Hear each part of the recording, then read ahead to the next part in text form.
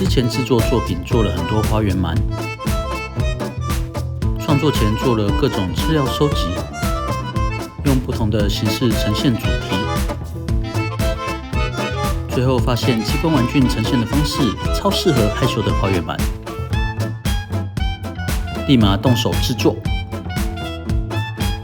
先设置木头横杆、钻孔，制作机关转轴，还有重要的握把。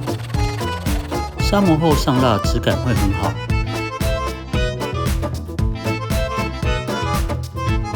再上胶，用夹具将箱体固定。最后再加上之前制作的花园鰻，